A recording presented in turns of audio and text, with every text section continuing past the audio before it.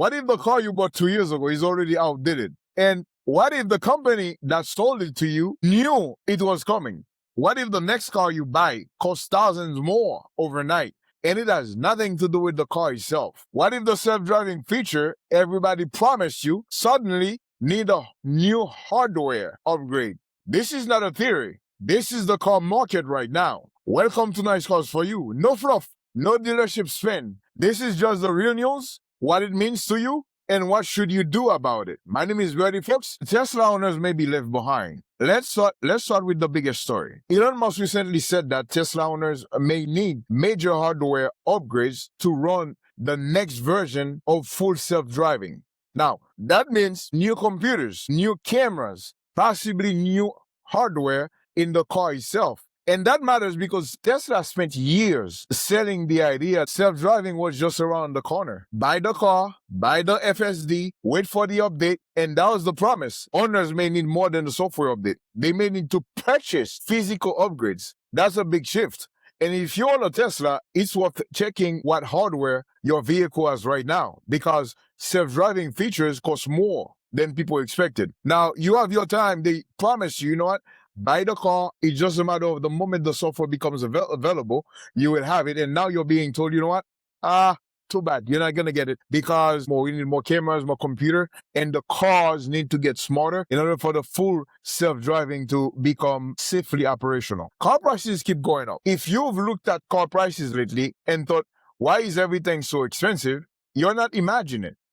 Prices are still rising and tariffs are big. Reason why? The auto industry has already absorbed more than $35 billion in tariff-related costs. Imported vehicles have seen prices jump of several $1,000s on some models. Even cars built in the U.S. are getting more expensive because steel, aluminum, and imported parts cost more. So what does that mean for you? It means waiting may not save you money. The market is still moving up. And if you are planning to buy soon, sooner may be smarter than later. The $7,500 federal EV tax credit is gone. That's over, right?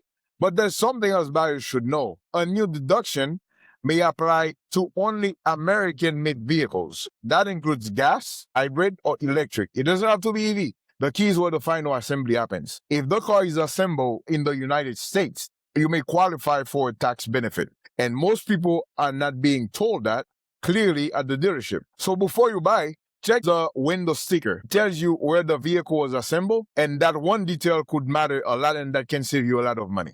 Check with your local dealerships. Ford is quietly working on something big. They have set a new development unit called UEV, Universal Electric Vehicle, in Long Beach, California. And the goal is very ambitious. And what that is? It is a mid-size electric pickup truck with a target price at around $30,000. It's calling it a moonshot. And that tells you everything. They want to build something affordable, enough to compete with the next wave of EVs, and fast enough to catch up with Tesla and the Chinese automakers. They are also building a large testing facility to support the project. This one is to watch because if Ford pulls it off, it could change the affordable EV market in the near future. Folks, General Motors just crossed 1 billion miles to Super Cruise. That's their hands-free driving system. And that is a serious milestone. But here's what makes it even more interesting. GM is bringing this technology to gas-powered vehicles as well. Not just EVs. That matters because most of the autonomy conversation is still centered on Tesla and for the most part, EV vehicles, right? Electric cars. GM is taking a different route and want this tech across more of their lineup.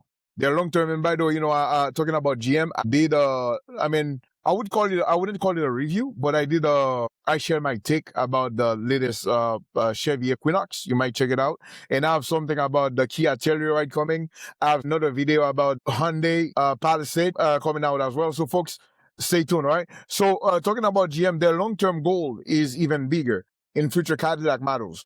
So while everybody debates Tesla, GM is quietly building a real autonomy business. News about Tesla. The Tesla Robotaxi service in San Francisco is getting more expensive. Prices are up compared to where they were in late 2025. But here's the important part. Even after the increase, it is still one of the cheapest ride options in the city.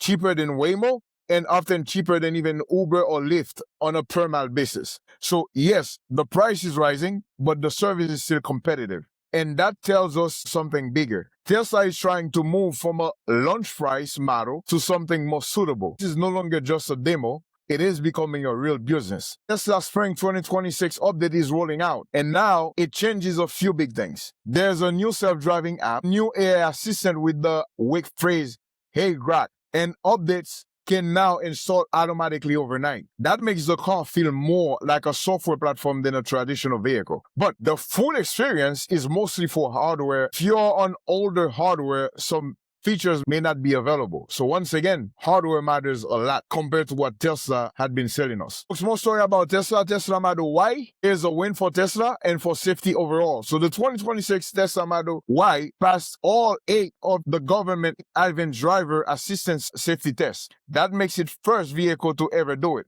That's not just a marketing, that's a real benchmark. And whether you love Tesla or not, that matters because safety still plays a huge role in what people buy. Honda, Hyundai, Kia, Lamborghini, Tesla have all reportedly trimmed or pushed back parts of their EV plans in 2026. Why? Because the market is complicated right now. Demand is uneven, costs are high, charging is still a concern for many buyers, and tariffs make everything harder. The big takeaway here is simple. EVs are not dead, but the timeline is longer than people thought. Right now, hybrids are looking like a sweet spot for a lot of buyers. All right, so this one, we kind of saw it coming. A lot of vehicles are trying it. Your car may become a subscription, right? So this part is that makes people mad. Your auto industry is moving toward models where your car becomes a platform for subscriptions. You buy the vehicle, you pay monthly for features already built into it. That include driver assistance, connected services, and AI features. So mind you, it's a vehicle that you already paid for. We've already seen versions like this before, and now automakers are moving that direction. So when you are shopping, ask one very specific question. What features require a monthly fee to use? So ask that question at the dealer and make sure you understand as the manufacturer. Get the answer before you sign any paper into buying. And if that doesn't bother you and you're willing to pay, you know what? That's not an issue because this is becoming the new normal. Volkswagen is betting big on China. Volkswagen is going deep into China with its next wave of tech. The new models there include things like biometric access, LiDAR-based driving tech, and advanced navigation features. This matters because China is where a lot of next-gen auto tech get tested first. And what six is, there's often show up. And even if you're not buying in China, pay attention because the features launch, they usually don't stay there forever. They spread and they ship what the rest of the world gets next. Startup solves a Tesla problem. Startup called NeuroHard just raised more than $400,000 in 72 hours to build a heads-up display for Tesla owners. So the system that projects speed, direction, alerts onto the windshield, Tesla never built that into its cars. Someone else did. And the market responds very fast. And the aftermarket often fills it. And sometimes very quickly. Here's the big picture. Car industry is changing fast. Self-driving is real. Prices are still rising. EV momentum slowed down. Hybrids are gaining ground. And cars are turning into software products with monthly fees attached. If you're buying a car in 2026, the biggest advantage you can have is information. Because people who understand the market first are the ones that save most money. That's what Nice Cars For You is here for. Real information, no dealer spend, and just the truth. If this information helps you, share it with somebody else. Drop your comment in the box below. Like the video. And quite frankly, you know what? I would like you to tell me, where are you watching these videos from? Subscribe to the channel. And let me know if you're interested in this type of videos. My name is Birdie. Folks, until next time. Bye-bye, bye-bye. Thank you.